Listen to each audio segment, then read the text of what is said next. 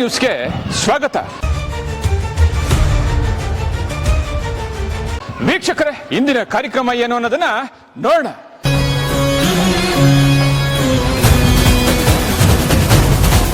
ವೀಕ್ಷಕರೇ, ಇವತ್ತು ನಾವು ಪುಣ್ಯಕ್ಷೇತ್ರ, ಪವಿತ್ರ ಕ್ಷೇತ್ರ, ಸುಮಾರು ಜನಗಳಿಗೆ ವರ ಕೊಟ್ಟಿರ್ತಕ್ಕಂಥ ಕ್ಷೇತ್ರ, ಸುಮಾರು ರಾಜಕಾರಣಿಗಳ ಜೀವನವನ್ನ ಬದಲಾಯಿಸಿದಂತ ಕ್ಷೇತ್ರ, ಎಷ್ಟೋ ಜನರಿಗೆ ಉದ್ಯೋಗ ಕೊಟ್ಟಿರ್ತಕ್ಕಂಥ ಕ್ಷೇತ್ರ, ಎಷ್ಟೋ ಜನರಿಗೆ ಮಕ್ಕಳು ಕೊಟ್ಟಿರ್ತಕ್ಕಂಥ ಕ್ಷೇತ್ರ, ಎಷ್ಟೋ ಜೀವನವನ್ನ ಬದಲಾಯಿಸಿದಂತ ಕ್ಷೇತ್ರ, ಪುಣ್ಯಕ್ಷೇತ್ರ, ಪವಿತ್ರ ಕ್ಷೇತ್ರ.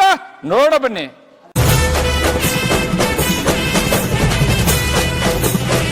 ಕರ್ನಾಟಕದ ಹೆಸರಾದಂತ ಪುಣ್ಯಕ್ಷೇತ್ರ. ಈ ಕ್ಷೇತ್ರದಲ್ಲಿ 18 ಅಡಿ ಇರತಕ್ಕಂಥ ಮಹಾಗಣಪತಿ ಶ್ರೀ ಸಾಲಿಗ್ರಾಮ ಶ್ರೀ ಗಣಪತಿ ಉದ್ಭವವಾಗಿರ್ತಕ್ಕಂಥ ಗಣಪತಿ. ಒಂದಲ್ಲ ಎರಡಲ್ಲ, ಸುಮಾರು 18 ಅಡಿಗಳ ಗಣಪತಿ ದೇವಸ್ಥಾನ, ವಿಶೇಷವಾಗಿರ್ತಕ್ಕಂಥ ಪುಣ್ಯಕ್ಷೇತ್ರ.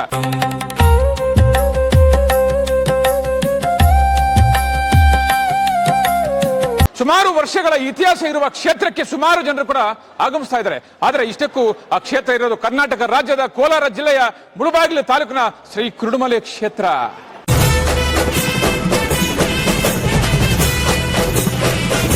ಮೇಡಮ್ ನಮಸ್ತೆ.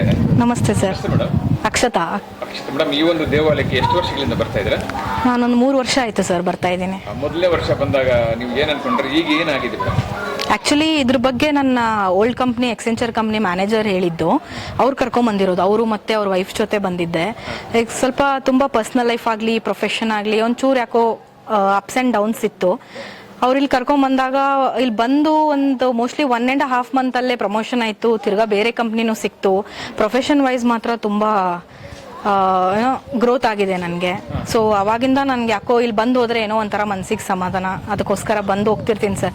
ಮುಳುಬಾಗಿಲಿನ ಈಶಾನ್ಯ ದಿಕ್ಕಿನಲ್ಲಿರ್ತಕ್ಕಂಥ ಈ ಮಹಾಗಣಪತಿ ದೇವಾಲಯದ ವಿಶೇಷಗಳು ಹಲವಾರು ಕೂಡ ಇದೆ. ಆದರೆ ಇವತ್ತು ಸುಮಾರು 150 ಕೆಜಿಗಿಂತ ಹೆಚ್ಚು ಬೆಣ್ಣೆ ಅಲಂಕಾರವನ್ನು ಕೂಡ ಇವತ್ತು ನೀವು ನೋಡಬಹುದು.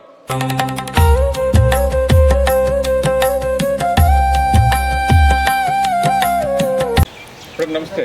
ನಮಸ್ತೆ ಸರ್. ನಿಮ್ಮ ಹೆಸರು? ವಿಜಯ. ಯಾವ ಕಡೆಯಿಂದ ಬಂದ್ರಿ? ಬ್ಯಾಂಗ್ಳೂರಿಂದ. ಮೇಡಮ್, ಎಷ್ಟು ವರ್ಷಗಳಿಂದ ಬರ್ತಾ ಇದ್ರಿ ಇಲ್ಲಿ? ಒಂದು 20 ಇಯರ್ಸ್ ಇಂದ ಬರ್ತಾ ಇದೀವಿ ಸರ್ ಇಲ್ಲಿ. 20 ವರ್ಷಗಳಿಂದ ಈ ದೇವಸ್ಥಾನಕ್ಕೆ ಬರ್ತಾ ಇದ್ರ? ಹೌದು. ನಿಮ್ಗೆ ಏನ್ ಅನ್ಸುತ್ತೆ ಮೇಡಮ್ ಈ ದೇವಸ್ಥಾನ ನೋಡಿ? ಈ ದೇವಸ್ಥಾನದ ಮೇಲೆ ನಂಬಿಕೆ ಜಾಸ್ತಿ. ಏನ್ ಅನ್ಕೊಂಡಿದ್ದ ಆಗುತ್ತೆ ಇಲ್ಲಿ.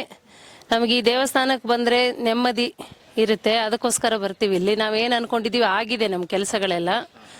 ಇದೆ ಕುರುಡುಮಲೆ ಗಣೇಶ ಅಂದ್ರೆ ತುಂಬಾ ಇಷ್ಟ ನಮ್ಗೆಲ್ಲರಿಗೂ. ಗಣೇಶ ತುಂಬಾ ದೊಡ್ಡವನಿದ್ದಾನೆ, ಒಂದೇ ಕಲ್ಲಲ್ಲೇ ಆಗಿರೋದು ಅಂತ ಹೇಳ್ತಾರೆ.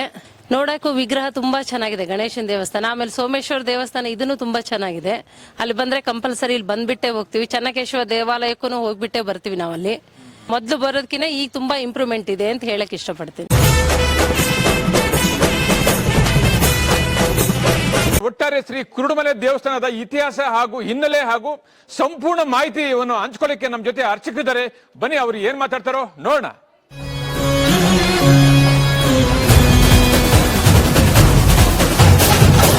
ಎಲ್ಲ ನನ್ನ ಪ್ರೀತಿಯ ಕನ್ನಡಾಭಿಮಾನಿಗಳಿಗೆ, ಕಲಾಭಿಮಾನಿಗಳಿಗೆ ನಿಮ್ಮ ಪ್ರೀತಿಯ ಶಿವಾರ ಉಮೇಶ್ ಮಾಡೋ ನಮಸ್ಕಾರಗಳು. ಕೋಲಾರದ ಸಮಸ್ತ ಬಂಧುಗಳು, ಕರ್ನಾಟಕದ ಎಲ್ಲ ಕಲಾಭಿಮಾನಿಗಳು, ಕನ್ನಡಾಭಿಮಾನಿಗಳು ಈ ಐಡಿಯಾ ನ್ಯೂಸ್ ಚಾನಲ್ನ ಸಬ್ಸ್ಕ್ರೈಬ್ ಮಾಡ್ಕೊಳ್ಳಿ, ಬೆಂಬಲಿಸಿ, ಆಶೀರ್ವದಿಸಿ, ಆನಂದಿಸಿ, ವಿವೇಚಿಸಿ, ವಿಚಾರಿಸಿ. ಐಡಿಯಾ ನ್ಯೂಸ್ ಚಾನಲ್ಗೆ ತಾವೆಲ್ಲರೂ ಕೂಡ ಚಂದರ್ರಾಜ್.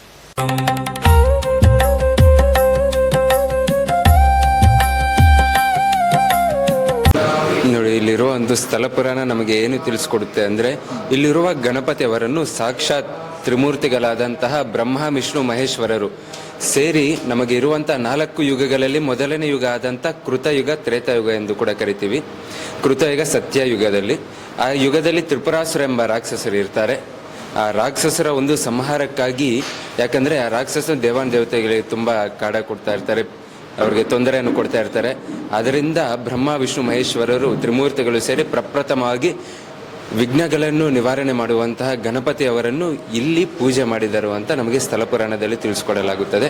ಅವರು ಪೂಜೆ ಮಾಡಿದ ಆ ಸ್ಥಾನದಲ್ಲಿ, ಗಣಪತಿ ಅವರು ನಿಂತುಕೊಂಡಿರುವಂತಹ ಸ್ಥಾನದಲ್ಲಿ ಕೆಳಗಡೆಯಿಂದ ಒಂದು ಸಾಲಿಗ್ರಾಮ ಶಿಲೆ ಅನ್ನೋದು ಸ್ವಯಂಭೂವಾಗಿ ಉದ್ಭವವಾಗಿ ಗಣಪತಿಯ ಒಂದು ಆಕಾರಗೊಂಡು ಕಾಲಕ್ರಮೇಣ ಅದು ಬೆಳೀತಾ ಬಂದಿರುವಂತಹ ವಿಗ್ರಹ ಅಂತ ಹೇಳ್ತಾರೆ. ಅದೇ ರೀತಿ ನಮಗೆ ತ್ರೇತಾಯುಗದಲ್ಲಿ ತ್ರೇತಾಯುಗದಲ್ಲಿ ಶ್ರೀರಾಮಚಂದ್ರರಿಗೆ ರಾವಣ ಸೀತೆಯನ್ನು ಅಪಹರಿಸಿಕೊಂಡು ಹೋದ ನಂತರ ಶ್ರೀರಾಮಚಂದ್ರರು ಸೀತೆಯ ಸುಳಿವಿಗಾಗಿ ಹುಡುಕೊಂಡು ಬರ್ತಿರುವಾಗ ದಾರಿ ಮಧ್ಯದಲ್ಲಿ ಅವರಿಗೂ ಸಹ ಗಣಪತಿ ಅವರ ಒಂದು ದರ್ಶನವಾಗಿ ಆಗ ಶ್ರೀರಾಮಚಂದ್ರರು ಸಹ ಇಲ್ಲಿ ಗಣಪತಿ ಅವರಿಗೆ ಪೂಜೆ ಕೈಂಕರ್ಯಗಳು ಮಾಡಿ ಒಂದು ಸಂಕಲ್ಪ ಮಾಡಿದ ಒಂದು ಮಂಡಲ, ಅಂದರೆ 48 ದಿನಗಳ ಕಾಲ ಆದ ಮೇಲೇ ಸೀತೆಯ ಸುಳಿವು ಅನ್ನೋದು ಅವರಿಗೆ ಸಿಗುತ್ತೆ. ತದನಂತರ ಆದಂತಹ ರಾವಣ ಮೇಲಿನ ಯುದ್ಧದಲ್ಲಿ ಅವರಿಗೆ ವಿಜಯ ಅನ್ನೋದು ಪ್ರಾಪ್ತಿಯಾಗುತ್ತೆ ಅಂತ ಹೇಳ್ತಾರೆ.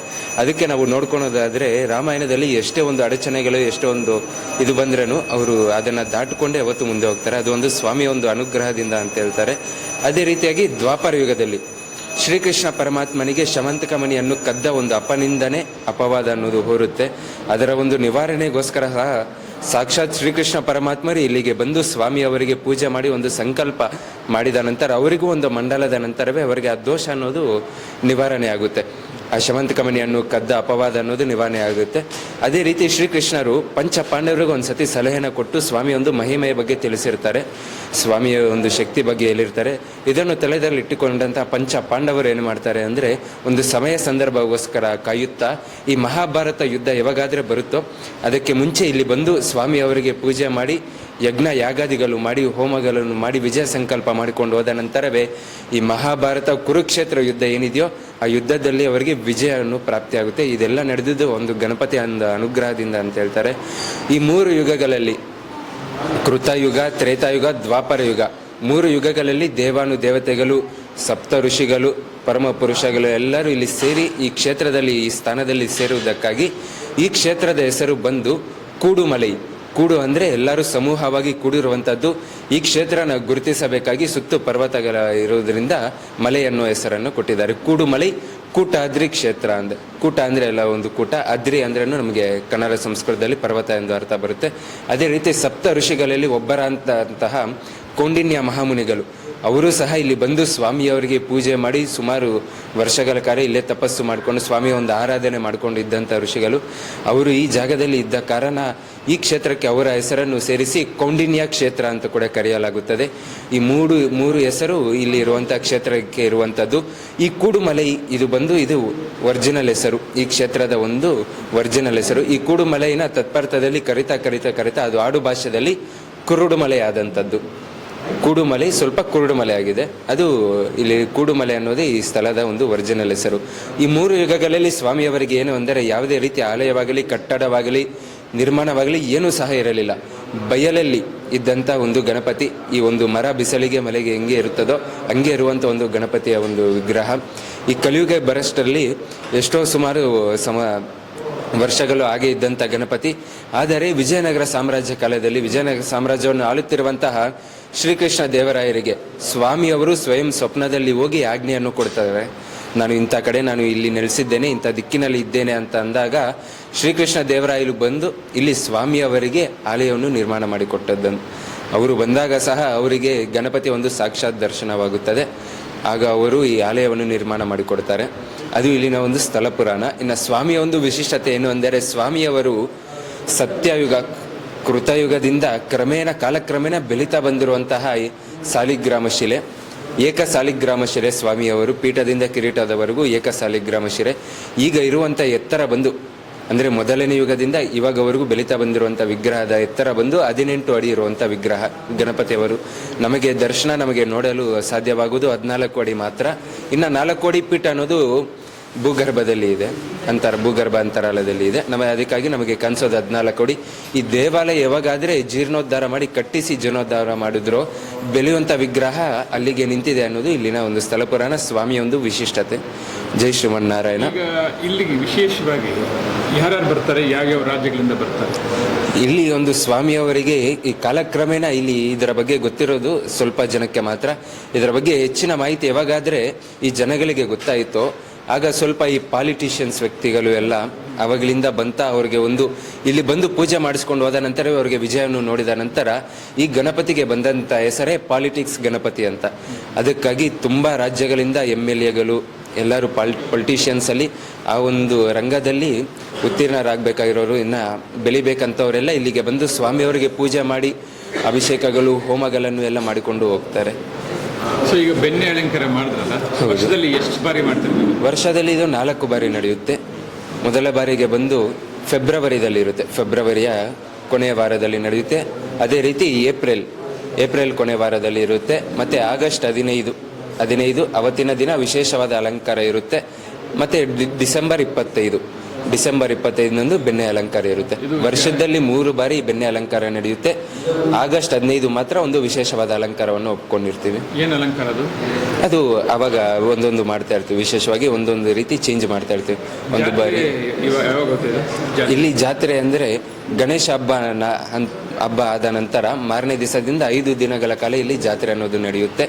ಕೊನೆಯ ದಿನ ಇಲ್ಲಿ ಹಬ್ಬ ಆದ ನಂತರ ಬ್ರಹ್ಮೋತ್ಸವ ನಡೆಯುತ್ತೆ. ಅದೇ ರೀತಿ 5 ದಿನಗಳ ಜಾತ್ರೆ ಇಲ್ಲಿ ನಡೀತಾ ಇರುತ್ತೆ. ಕಲ್ಯಾಣೋತ್ಸವ, ಬ್ರಹ್ಮರಥೋತ್ಸವ ಎಲ್ಲ ಆ ದಿನದಂದು ಇಲ್ಲಿ ನಡೆಯುತ್ತೆ. ನಿಮ್ಮ ಪ್ರಕಾರ ಈ ಒಂದು ದೇವಾಲಯಕ್ಕೆ ನಮ್ಮ ದೇಶದ ಯಾವ ರಾಜ್ಯಗಳಿಂದ ಬಂದಿರ್ಬೋದು? ಸುಮಾರು ಈಗ ಈ ಪ್ರೆಸೆಂಟ್ ಈ 2 ತಿಂಗಳಲ್ಲಿ ಶನಿವಾರ, ಭಾನುವಾರ, ಸೋಮವಾರ ಈ 3 ದಿನಗಳು ಎಲ್ಲ ಅವರೇ ಬರ್ತಾರೆ. ಎಲ್ಲ ಆಂಧ್ರ ಪ್ರದೇಶದಿಂದ, ಅಂದರೆ ನಾವು ಫಿಕ್ಸ್ ಆಗಿ ಹೋಗ್ತೀವಿ, ಇವತ್ತು ಇವರೇ ಬರೋದು, ನಾವು ತೆಲುಗುದಲ್ಲೇ ಮಾತಾಡಬೇಕು ಅಂತ. ಅಂದರೆ ಅವರ ಒಂದು ಪ್ರಭಾವದಿಂದ ಆಂಧ್ರದಿಂದ ಎಲ್ಲ ಫ್ಲೈಟ್ಗಳಲ್ಲಿ, ಬಸ್ಸುಗಳಲ್ಲಿ ದೇವರ ಒಂದು ದರ್ಶನಕ್ಕಾಗಿ ಅಷ್ಟೊಂದು ದೂರದಿಂದ ಎಲ್ಲರೂ ಇಲ್ಲಿಗೆ ಬರ್ತಾ ಇರೋದಂಥದ್ದು. ಡೆಲ್ಲಿಯಿಂದ ಬಂದವರು ಇದ್ದಾರೆ, ಪ್ರತಿಯೊಬ್ಬರದು ಇಲ್ಲಿ ಬರುವಂಥವ್ರು ಇದ್ದಾರೆ. ಸ್ವಾಮಿ ಒಂದು ಭಕ್ತಿ ಅಂಥದ್ದು. ಕಾಶಿಯಿಂದ ಸಹ ನಮ್ಮವರು ಎಲ್ಲ ಬರ್ತಾರೆ. ಇಲ್ಲಿ ಬಂದು ಸ್ವಾಮಿಯವರಿಗೆ ದರ್ಶನ ಮಾಡಿಕೊಂಡು, ತುಂಬ ಅಗೋರಿ ಬಾಬಾಗಳು ಸಹ ಇಲ್ಲಿಗೆ ಬಂದು ಸ್ವಾಮಿಯ ಒಂದು ಕೃಪಾ ಕಟಾಕ್ಷವನ್ನು ಪಡ್ಕೊಂಡು ಹೋಗ್ತಾರೆ. ಬೆಳಿಗ್ಗೆ ಎಷ್ಟೊತ್ತಿಂದ ಎಷ್ಟೊತ್ತವರೆಗೂ ಇರುತ್ತೆ? ಈ ದೇವಸ್ಥಾನದ ಸಮಯ ಒಂದು ಬೆಳಗ್ಗೆ 7 ಗಂಟೆಯಿಂದ ಮಧ್ಯಾಹ್ನ 1 ಗಂಟೆಯವರೆಗೂ ಇರುತ್ತೆ. ತದನಂತರ 2 ಗಂಟೆಗಳ ಕಾಲ ಇಲ್ಲಿ ಬಾಗಿಲನ್ನು ಮುಚ್ಚಲಾಗುತ್ತದೆ. ಮತ್ತೆ ಬಾಗಿಲನ್ನು 3 ಗಂಟೆಗೆ ತೆಗೆದು 7 ಗಂಟೆವರೆಗೂ ಇರುತ್ತೆ. ಸಂಜೆ 7 ಗಂಟೆವರೆಗೂ ಇರುತ್ತೆ. ಹೌದು, ಯಾವಾಗಲೂ ಇದೇ ಟೈಮಿಂಗ್ಸ್ ಇರುತ್ತೆ. ವಿಶೇಷವಾಗಿ ವೀಕೆಂಡ್ಸ್ ಅಲ್ಲಿ ಮತ್ತೆ ಹಬ್ಬದ ದಿನಗಳಲ್ಲಿ ಇನ್ನ ಒಂದು 1/2 ಅವರ್ 1 ಅವರ್ ಎಕ್ಸ್ಟೆಂಡ್ ಮಾಡಲಾಗುತ್ತೆ. ವೀಕ್ಷಕರೇ, ಇಂತಹ ವಿಡಿಯೋಗಳು ನೋಡಬೇಕಾದ್ರೆ ಐಡಿಯಾ ನ್ಯೂಸ್ ಅನ್ನು ಸಬ್ಸ್ಕ್ರೈಬ್ ಮಾಡಿ, ಶೇರ್ ಮಾಡಿ, ಲೈಕ್ ಮಾಡಿ.